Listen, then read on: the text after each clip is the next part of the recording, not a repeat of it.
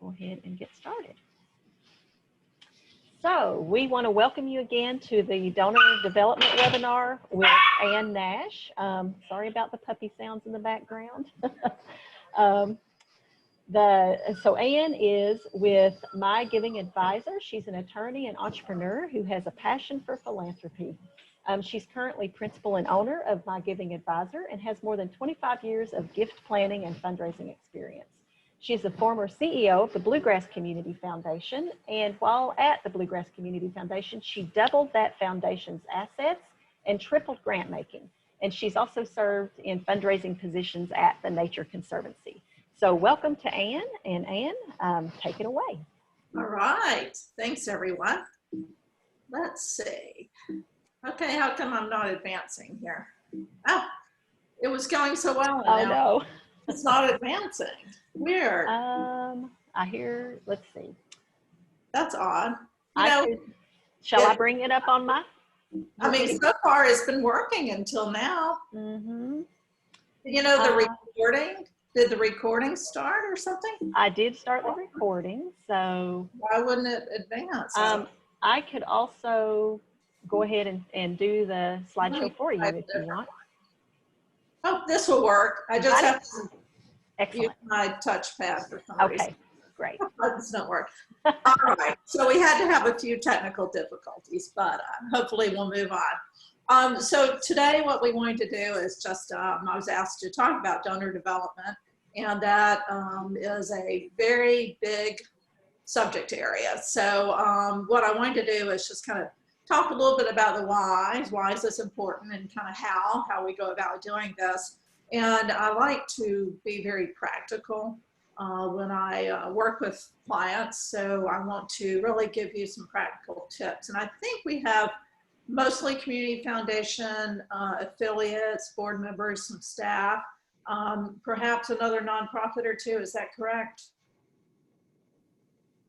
Yes? Okay.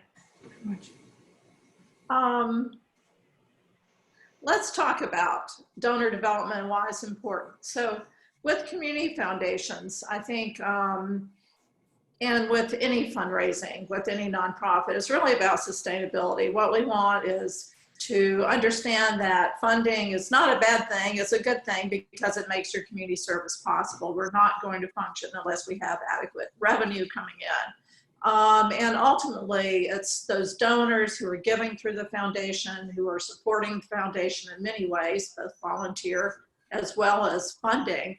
But it's obtaining those, finding those new donors, but really more importantly is retaining the donors. Donor retention is a big thing at nonprofit fundraising. But, you know, you don't want to just get a new donor and then, you know, look for the next one down the road. You know, this is all about relationship building. But it's important because we want to have, each of us, financial stability. We want to assure donors, particularly in a community foundation, when you're looking at having folks invest in the work of the community foundation, and many times setting up endowments is really for the long term. And so with adequate resources, the donors feel more assured that this organization will continue far into the future. And certainly the organizations being supported in the community at large, they want you to be there as well. So it's really not a good thing to be at that Band-Aid stage of just keeping the lights on. We really want to get beyond that and be sustainable and have more resources to, you know, to support our work. So these are sort of the reasons why I think it's important. I like to paint the picture though of kind of where we are. We'll talk about, you know, the COVID days now, but just a quick overview of sort of nonprofits and giving, just so we know this universe. Over 1.5 million nonprofits. There's more than 750 community foundations. And I have a lot more stats I won't throw at you, but you know, it's really important to realize just how large the industry nonprofits are and how important they are to really our economy and to the philanthropy in the United States and elsewhere. And a note about some charitable giving as well. I think it's important to realize just how much money is coming into charities and philanthropy. So 450 billion, close to that in 2019. And that's actually an increase over 2018. I like to break this down a little bit because so often when I work with organizations, they'll have a focus on, trying to get the local bank or whoever it is, business and stuff like that to support the organization. But when one looks at the numbers, you realize it's really all about individual fundraising. It's about the individuals who make a difference. And, the reality is individuals are making up those companies too. And so you really want to focus your donor development, your fundraising around people in those relationships, not so much the institutions. So if you look at these numbers, you'll see that outright giving for individuals at $309 billion. If you add that to bequest giving, which is giving through wills and giving after you're gone, that's another 43. So, you're talking well over half of the complete, picture of charitable giving in the United States is coming from individuals. And really, if you drill down, some of the foundation giving can even be some of the really family foundations, not so much all corporate foundations. So, the big takeaway from this is simply, focus on individuals. And I find that that's a very difficult thing for folks because, when I work with boards, they'll often say, well, this company's coming in, or this company's, let's go to that company, and that's fine. I'm a big believer in corporate sponsorships and all of that. That's very important. But remember, it's really about the individual. So that's the takeaway on this slide. Can everyone hear me okay? Okay, good. Whoops, let me advance a different way. Okay, today, this is a very different time for all of us. Really, the picture is unclear at this point. We know that even though we gained in charitable giving last year, it was still under the percentages when you look at the long term, slightly. So, it's still a little depressed. And we have some tax incentives that have come up, the CARES Act. I don't know if that's been addressed in other webinars, but I have one slide at the end. We'll just kind of quickly cover that just as a refresher. Really what we know thus far is clearly things like museums, educational institutions, all of the things that are closed that get their revenue from membership, donations and things like that are very much hurting. They'll have a major decline.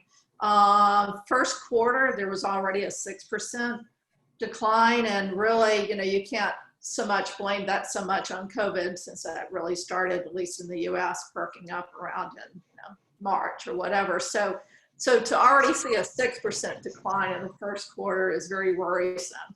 That translates to about 5 billion, which is nothing to sneeze at, right? Interestingly enough, though, donor advised funds, which is an important part of fundraising at a community foundation, did okay the first quarter. A lot of times when well, there's a lot of reasons for donor advised funds, people parking the money there, but for whatever reason, a lot of the donor advised funds okay the first quarter. Not so sure now, there's just no new reports yet. But I think the most dramatic effect for all of us in fundraising is just we don't go about business the way we normally do. And so we'll talk a little bit about that. But typically it's all about face-to-face, right? We're used to dealing with people when I talk about relationship building. In donor development, we're usually going out for coffee or, meeting someone in their office, and, developing that relationship face-to-face. And that's just not happening except on Zoom. The events and galas that people normally will have, that's off the table. So lots of question marks. We simply don't know what to expect, and all we can do is, try to make adjustments. So time will tell on this, but I wouldn't say it's a particularly positive picture we're facing here. But generally, when you look back at fundraising, the number of nonprofits, the economy right now, basically everyone's looking for money. There's fewer dollars. So it's even more important for you as a community foundation or a nonprofit to really focus on why you're important right now. What is your appeal? What's different about you? Why should donors at this very tight odd time give you the funding. So you really need to think through that and have a lot of conversations about that, because generally community foundations are a tough sell. They shouldn't be, but they often are, because people will, and I'm sure you've been asked this, why can't I just give straight to the charity? Why do I need a middleman, right? So if you don't already, you probably want to have frequently asked questions on your website dealing with this. You probably want to have some talking points when you discuss, possible gifts with folks about, why a community foundation is different. So it really is important to, be prepared for those kinds of questions. And I'll talk about that here again in a minute. So some of the things that are different about community foundations, and I know I'm preaching to the choir, you guys are community foundations, but just refresher on some of the unique attributes. It's not charity specific, although there are funds that are designated funds that can support a particular charity. I think it's very important to stress the comprehensive donor services, the things that donors can get in a community foundation that they may not with a small nonprofit. They might with a large nonprofit, but there's a lot of services, a lot of hand holding, a lot of making it easy to give services. Certainly gifts of assets, and we'll talk about that in a minute.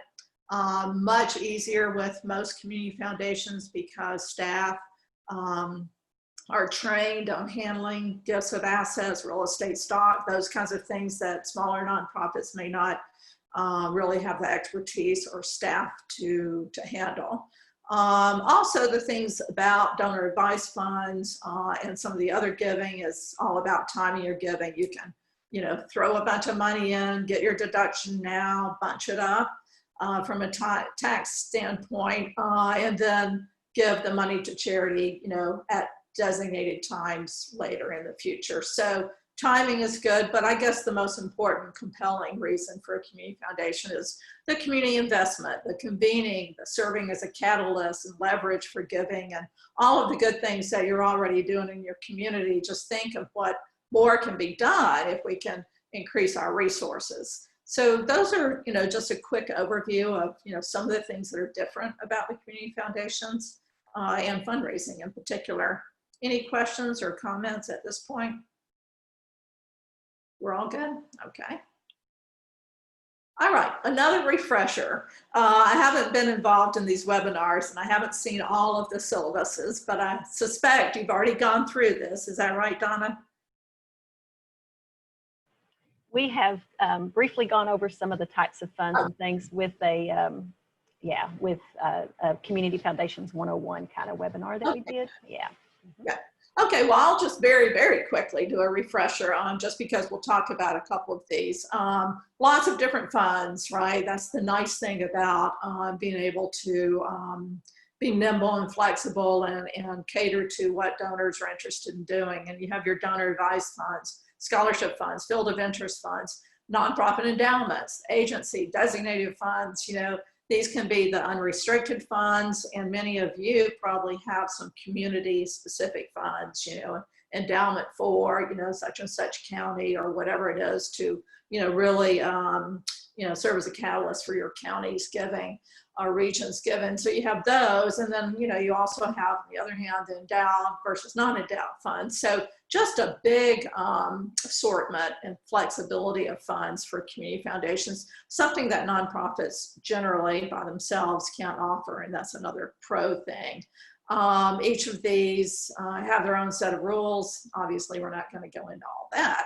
I would like to just briefly talk a bit, dive a little deeper into the donor advice funds because that's very much a boom area.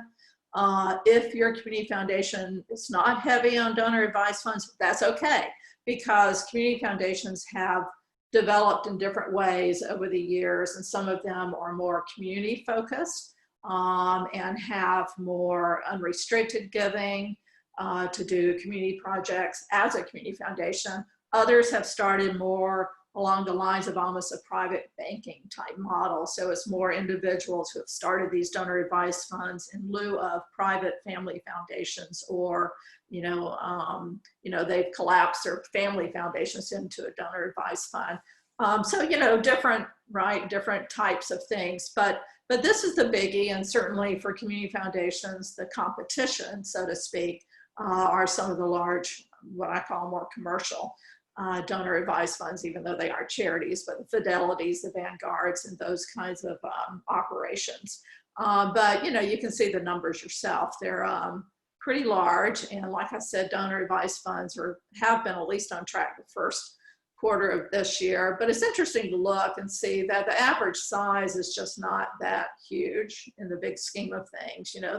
They can be fairly small funds, but I like to at least, again, paint that picture of the donor advised funds. The other thing I wanted to just focus on for a minute before we move on are endowments, because that's really what it's all about, is building the endowment capacity. And Kentucky is a state that is woefully behind on charitable endowments, and there, obviously we've had a big drive with the Endow Kentucky credit and other things to try to build those up, but that's couldn't be more important to community foundations and nonprofits generally.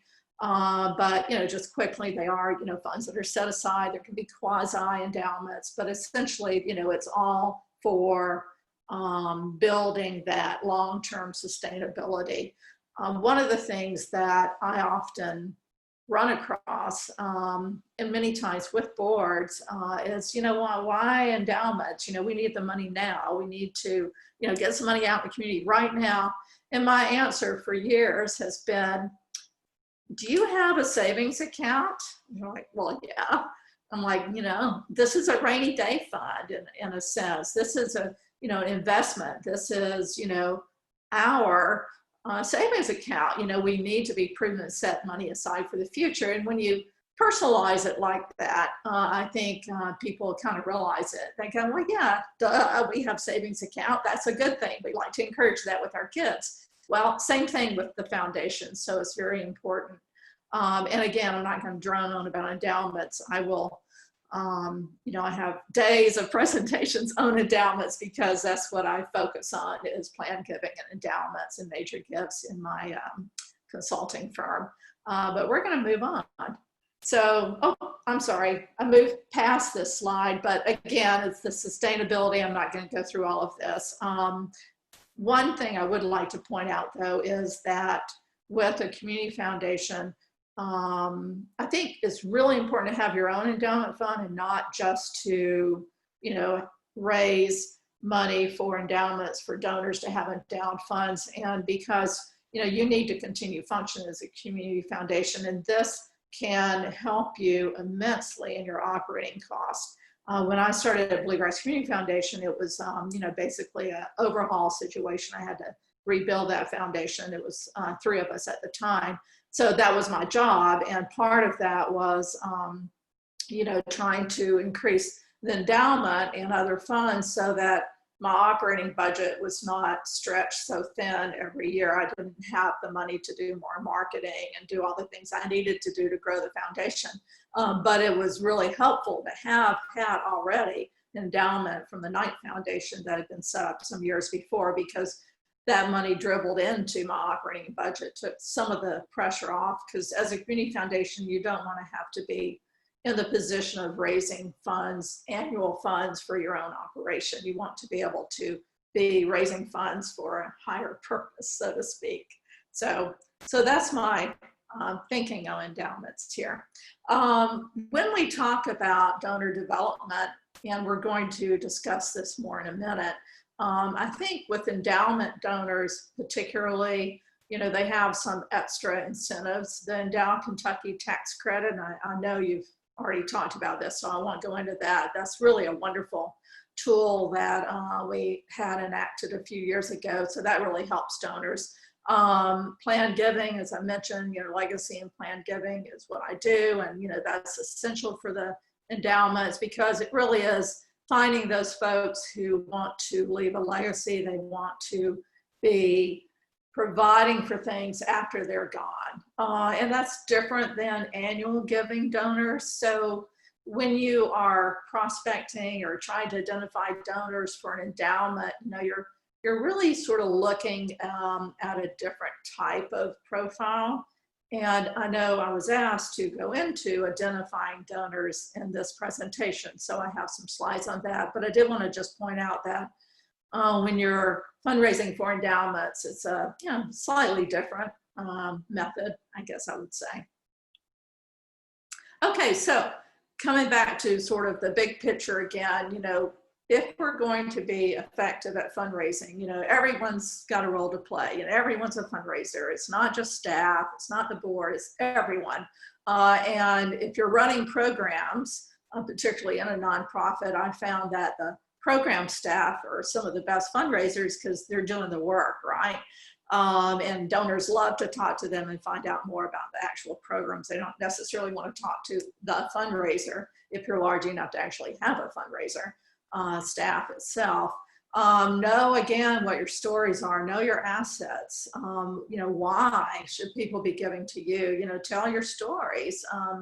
I have a current client who does amazing work. This is a Kentucky client, but nowhere do you, on their website or anything, do you hear about the stories. And I kept hearing about this amazing success rate. I'm like, you've got to tell the story. It's, it's fantastic. But donors don't know this.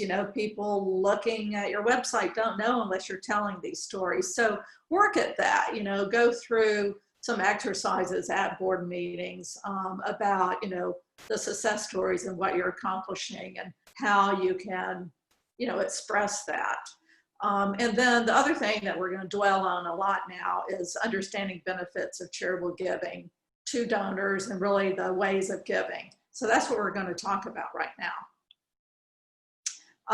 The strategic approach, as I mentioned, we have to, think about the organization of the fundraising. We want to focus on the individuals. Okay. All right.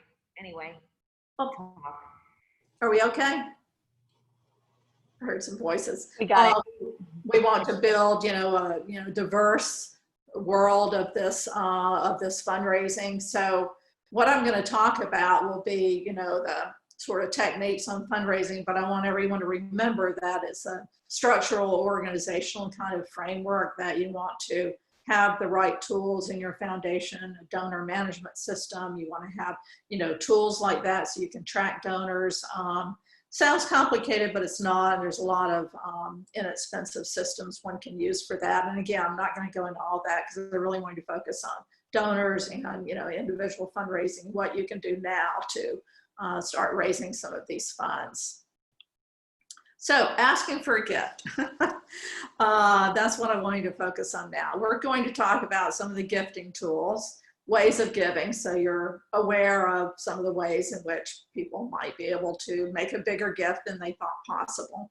Who to ask, who are these donors, who are these prospects? When do we ask? How do we ask? What do we ask for? These are sort of the nuts and bolts, I think, that folks get nervous about. And then lastly, the importance of, thanking donors and making sure that they stay involved in the foundation and don't just wander off. So let's talk about this. Ways of giving, one of my favorite topics.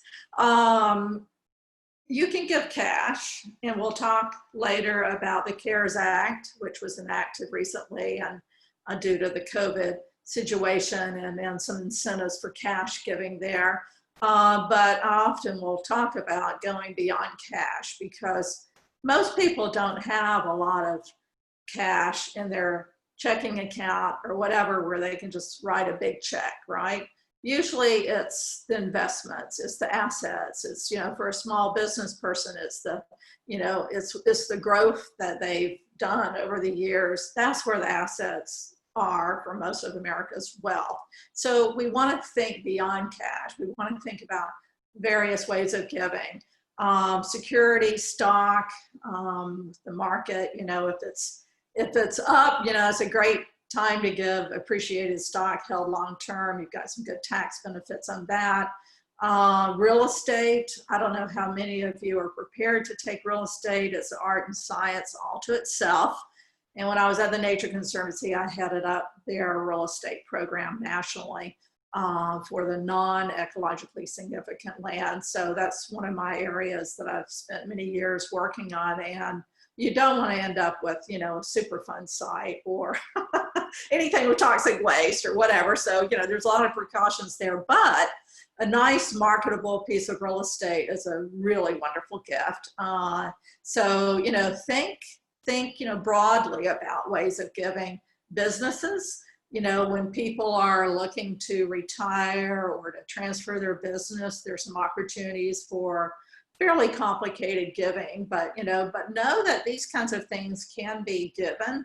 And in many cases, at least one layer of the taxation can be, you know, avoided. So, you know, I've handled several gifts of businesses put into trust, which then provide the retirement income for the former business owners, and then the businesses are sold by the trust. So there's other things to give, tangible personal property. Again, lots of specific rules. We're not going into all of those, but you know, there can be the valuable violins, the valuable books, you know, and of course everybody knows about the car donations.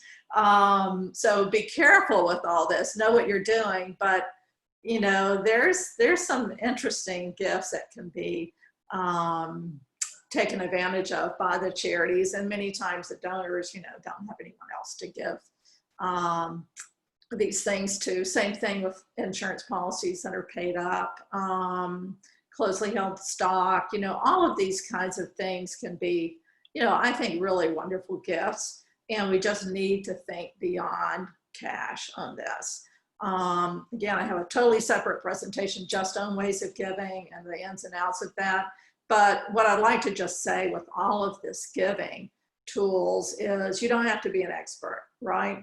You know, everyone goes, I don't know, you know, I don't understand planned giving. I don't understand all these tax rules. Well, no, you don't want to necessarily. If you're a staff person, you might want to. But even then, there are experts out there who can be hired to come in. And then the main thing to remember is that you don't want to be in the business of giving tax advice to donors. They need their own tax advisors, their own lawyers, their own, you know, CPAs to work on these gifts. All you really want to know is that these are opportunities. And when you're talking with donors, you know, they may mention something like, well, we've got, you know, the beach house, but, you know, the kids aren't interested in that. You know, we're going to need to sell this eventually. You know, I don't want to keep, you know, managing this, you know, ding, ding, ding. You should be thinking, hey, that could be a nice gift. You know, would you be willing to talk about that with, you know, such and such from this foundation? So just be mindful that, you know, there are things like this, and people will often in conversations just sort of drop these things, you know, in passing, and you have to just remember to listen carefully and be mindful that there are these opportunities that could save the donor money and result in a larger gift for the foundation as well.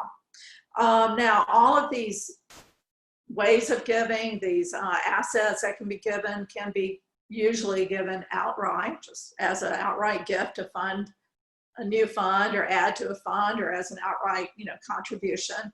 But they can also be used for these more complex gifts. And again, we're not going to go into all this. I want you simply to know they exist, that they are a potential vehicle to be used. So these are things like charitable remainder trusts, charitable gift annuities, pooled income funds, lead trusts, retained life estates, all of these kinds of things that sort of the planned giving nerds like me, we love this stuff, right? We love to do this.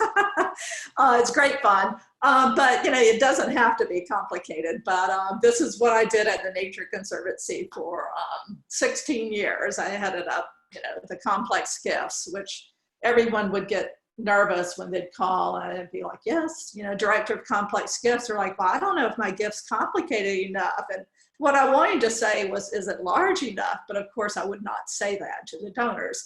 But, you know, that's, you know, we were sort of the place where, you know, the folks throughout the country would, you know, call us and say, you know, these people have this or that, can you take care of it? And so we would take the asset and figure out, you know, which of these vehicles might work, and, you know, do the processing. So there's a lot out there. Again, no need to be an expert, but just know that we have some wonderful opportunities for these kinds of gifts. Now, those were, when I talked about some of the complex, or in law, we talk about split interest gifts, they're irrevocable gifts. those are the complicated ones. Again, I love, but most of the money comes in through these simple gifts like wills. Simply reminding people, would you consider leaving the foundation in your estate plans? Or would you, put that on your letterhead, put that on your materials, have some kind of planned giving program. But wills account for, by far the greatest amount of gifts coming in when you're talking about these other kind of giving vehicles. And remember the slide earlier, we talked about the large number of bequests. But wills or trusts, beneficiary designations, things like, naming the foundation or charity as either all or partial beneficiary of retirement plans, paid off gifts of insurance, all of those kinds of things are just wonderful, wonderful gifts to think about.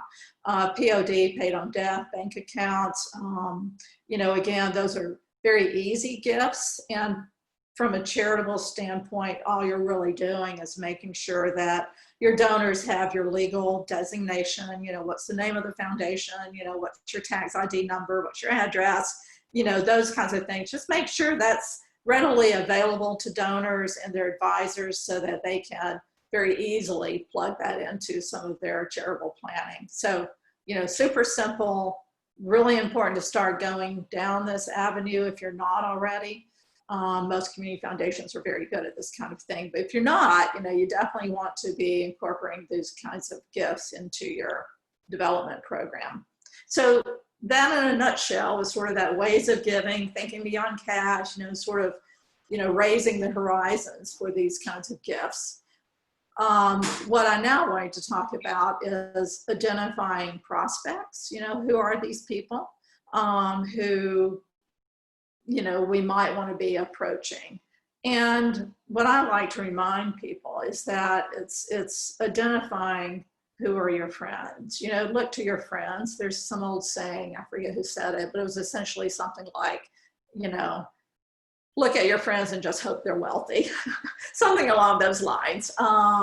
Because they're the ones already, they know you, they already appreciate your work, so don't overlook them. But clearly we all want to build a larger pool of potential donors. Certainly your board members, staff members, folks who have been working or volunteering with the organization, both current and former. And I don't know how many times I've had worked with organizations, and once somebody rolls off the board, they just, they sort of disappear. I'm like, no, keep them involved. They were involved initially, keep them involved. Have a emeritus board or, whatever it is, advisory board or whatever, but keep them involved. They were your friends. In many cases, they were the founders. Obviously, you're looking for anyone who is charitably minded, and I'm not, above going and reading donor lists from, other organizations. I'm, always the one looking through the, brochures and the things like that, looking at donor lists, get an idea of who are the givers in your community. You probably know them already because we're dealing with mostly smaller communities. And you should have an idea of, what their charitable giving interests are. Clearly foundations, grant making is very important. Community leaders, you want to have community leaders involved. One of the areas I find that people often overlook are the former residents of an area. Maybe people have retired, they've moved to Florida. Maybe folks have, they were raised in a certain area, went off to school and then became successful in another state, but their heart lies still with your region, your foundation area. Let's identify those folks and let's see if they'd be willing to give back to the community that raised them and prepared them so well for, their now success. So, really, really, really think about folks who came from where you are and, look at them. So, it's tough because in many cases we're dealing with a pretty small pool.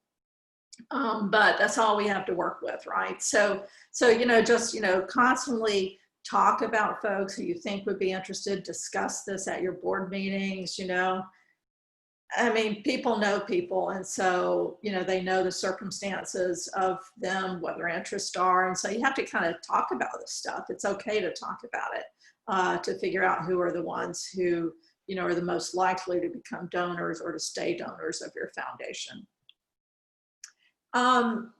Identifying donors, prospects, that's one thing. Again, I mentioned a while ago that, you know, you need some way of keeping track of these donors, usually a donor management system. Most of you, I think, probably have something along those lines. But cultivating the donors and building that relationship is essential because for the most part, we're talking larger gifts, major gifts, and you have to have that relationship. They have to have some assets. They have to have some interest. There has to be that sort of perfect match of all of that to result in a significant, meaningful gift. So there really aren't any shortcuts to building that relationship.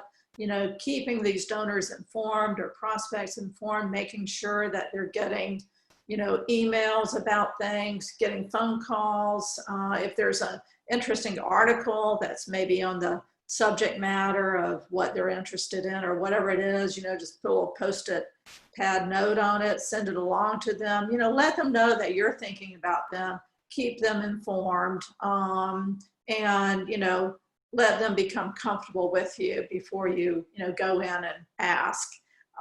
So those are all things that I think you can't really, you know, again, take shortcuts to. Sometimes people are ready to give immediately, but usually it takes a while. So, and probably now people are even more cautious, I would think.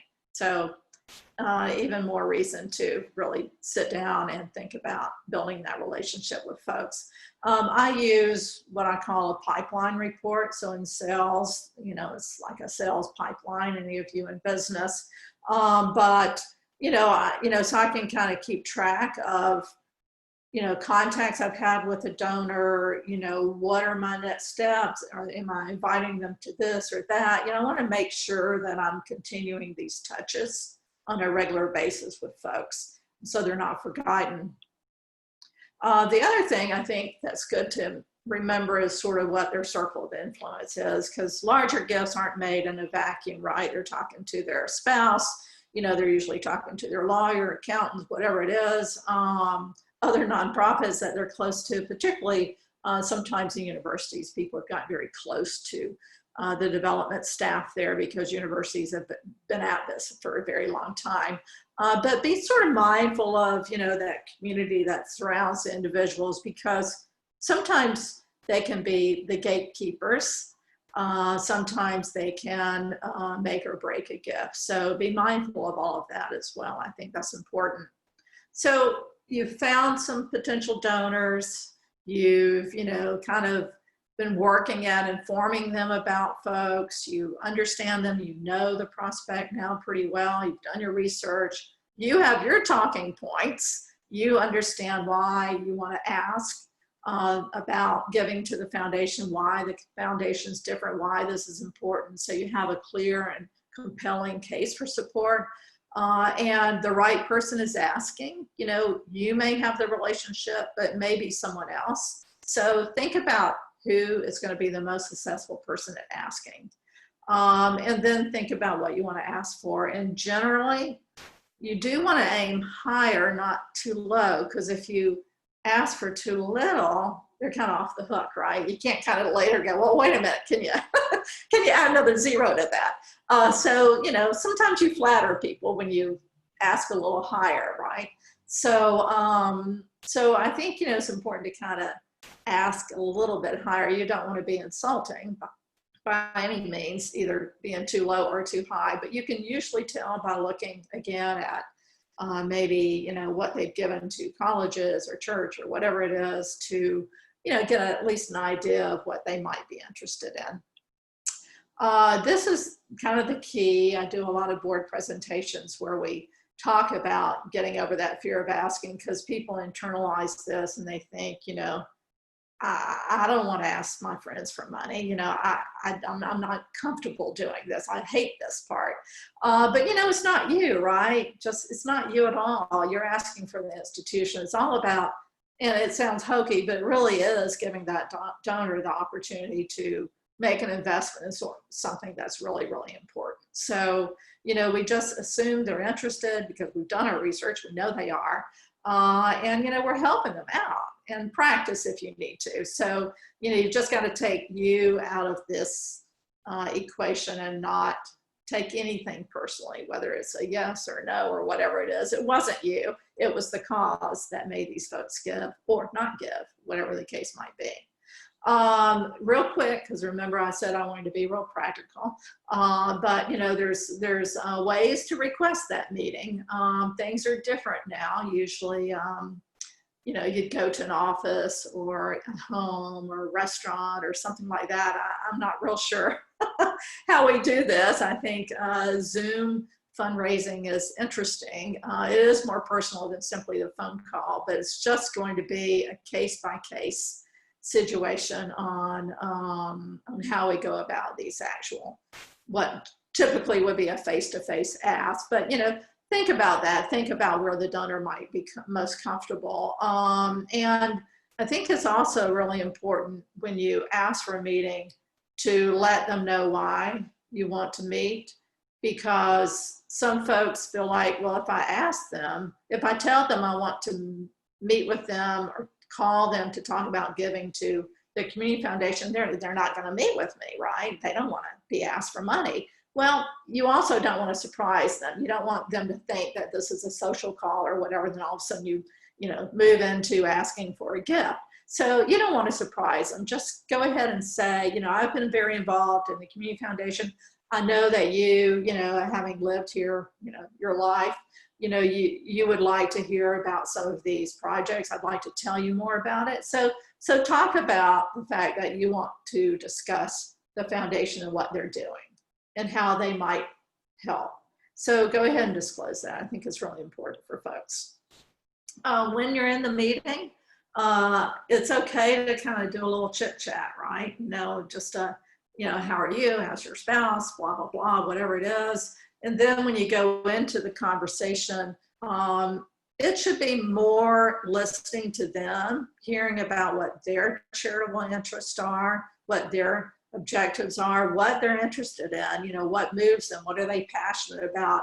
It's not you just babbling and talking about, you know, trying to get, you know, everything out about what, you know, the foundation does. You have your talking points, but you really want to hear what their interest is, and then you can match it to what you as a foundation are doing. So ask open-ended questions, you know, how do you feel about blah, blah, blah, those kinds of things. So you want to get the person comfortable and the person talking so that you can actually have that conversation.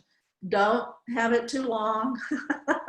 You know, you don't want to wear anyone out, but you always want to have a next step in mind. You know, if you don't ask for the gift in that meeting, and we'll talk about that in a sec, if you don't, you know, then have a backup, like, you know, Jill, thank you so much for your time. You know, I don't want to keep you any longer. I hope, you know, this has been helpful to, you know, so that you can better understand what we're, you know, doing at the foundation. You know, can I send you some information? Can I call you in 2 weeks? That kind of thing. So have a next step or action in mind before you close that conversation.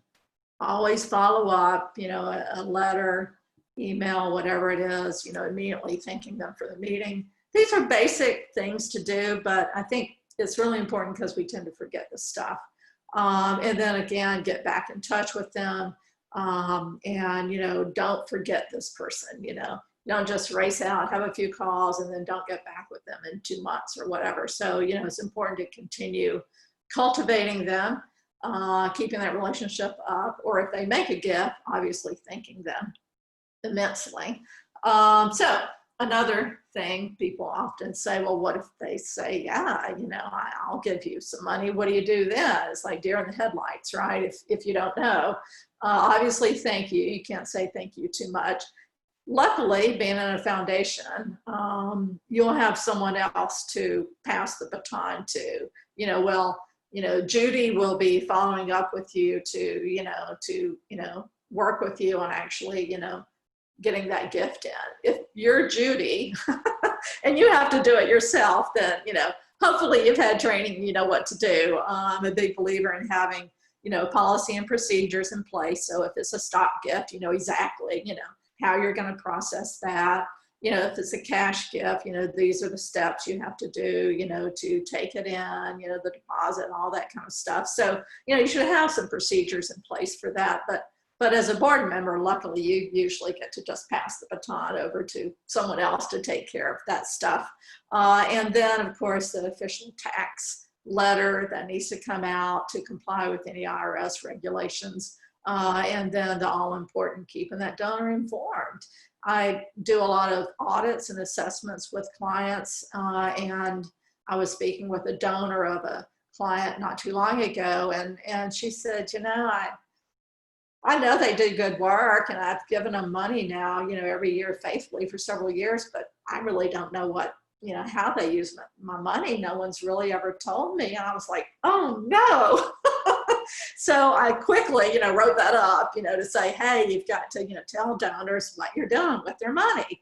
You can't just assume they, read your website and know this. You need to send them some information about this good stuff. So that's the end of the formal presentation. We've got, 5 minutes or so. I wanted to talk just briefly about the CARES Act, see if there's any questions. If we want to do a role play, we can. Don't know that there's time, but let me go over. This is a slide. I'm going to just leave you with this slide because it's fairly technical. You might not care about any of this, but just very quickly, the CARES Act has increased incentives for cash gifts, both individual and for corporations. So there's some additional incentives for that.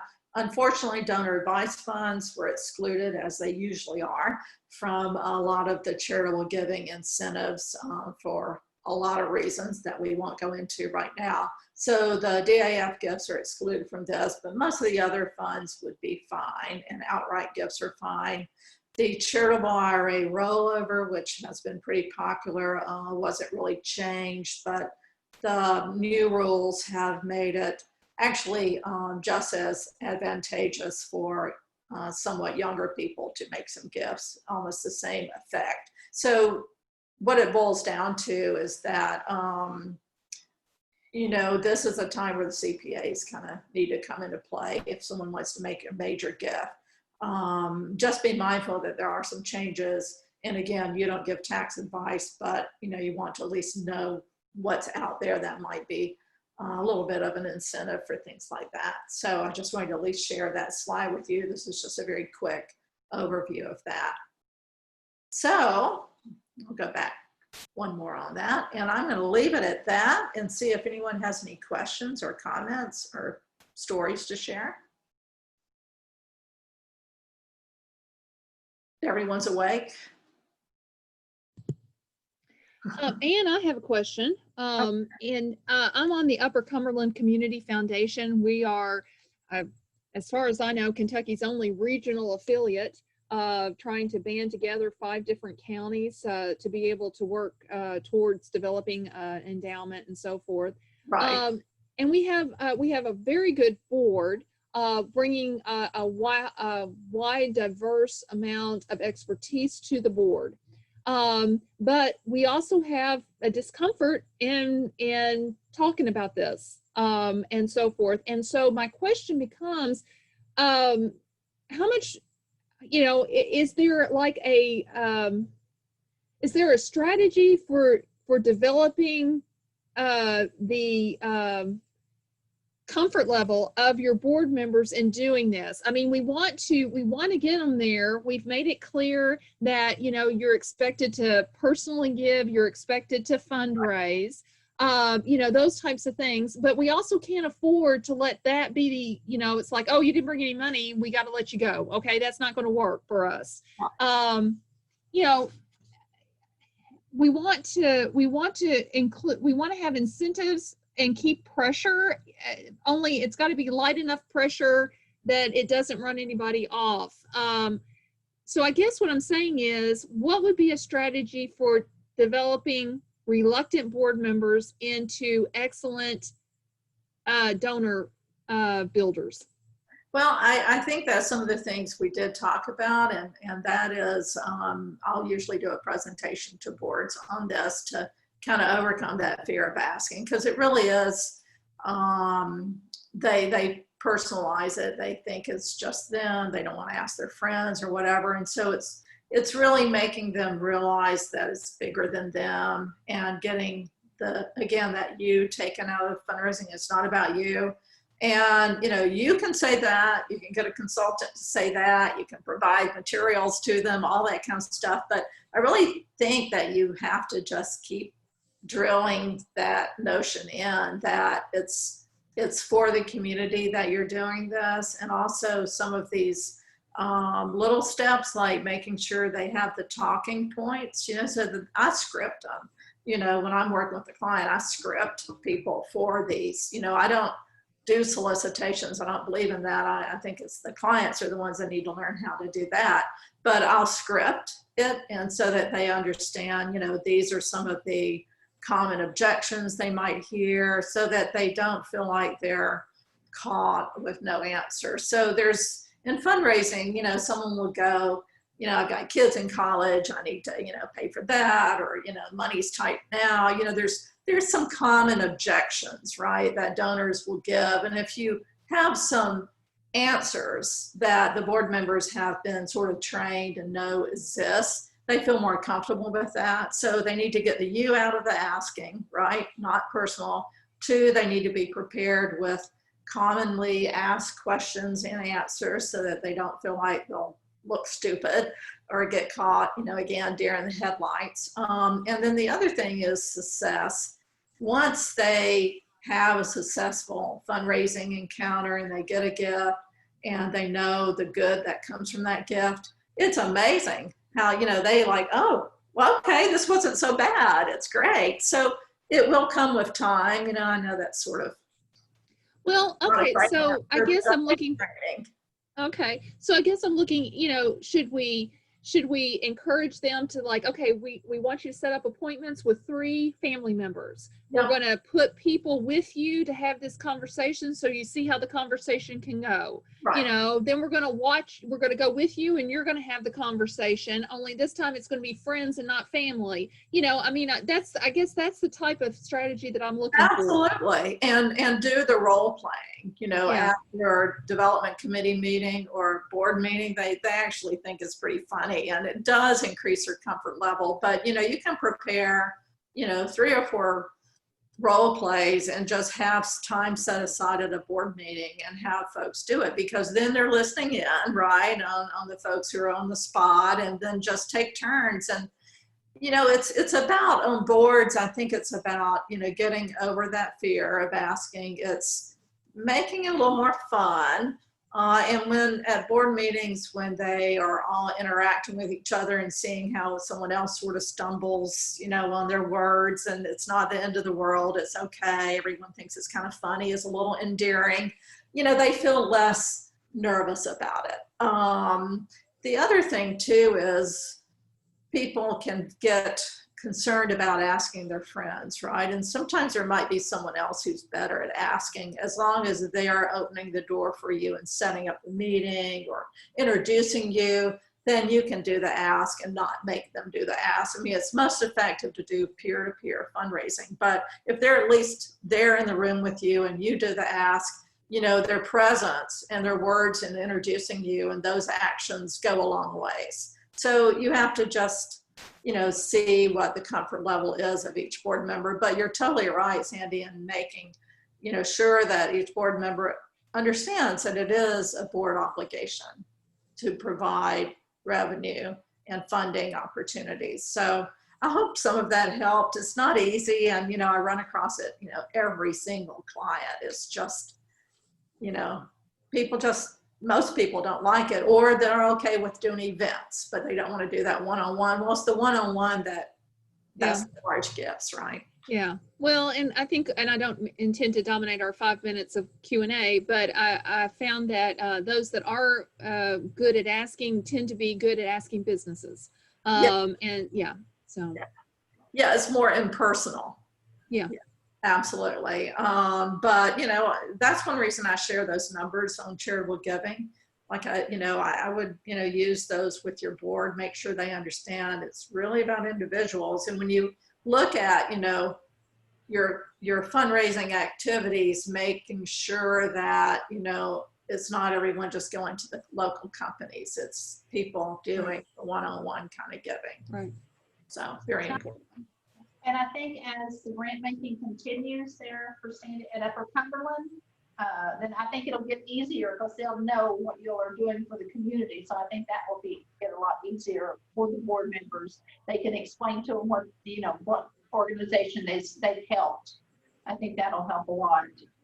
Yep, good point. And Robin just shared in the chat, she says it's also framing it as an opportunity to be on the cusp of making a difference. And so I think that aspect of it, we are actually going to be doing some planning with the different boards to talk about what is the difference that this board is trying to make in the community over the next couple of years, taking into account, that we have to remember there are donor advised funds, and then but there could be some unrestricted funds that we could put toward a certain change that the board wants to make. And so how do you approach people that could come into, the really drilling into the why.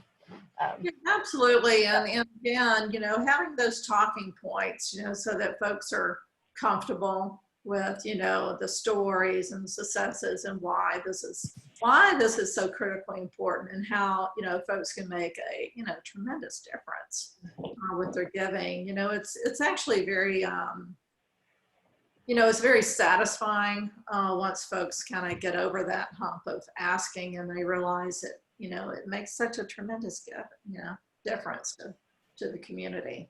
So. Any other questions? Good. Well, feel free to ask me, Donna can put you in touch with me if not, or anything. Happy to chat any more about it, but I appreciate everyone giving me some time and attention. And this is, as you can tell, an area I love. So I hope it was very helpful. Well, thank you, Anne, for sharing that great depth of knowledge with us about donor development. And this webinar obviously was a lot of presentation, and we knew it was going to be that way. And we have such a short time for these 1-hour webinars that our next webinar on September 22nd at noon is really going to be more of an in-depth discussion among board members about what you are doing to develop your donors, so that you all can do some peer learning from each other.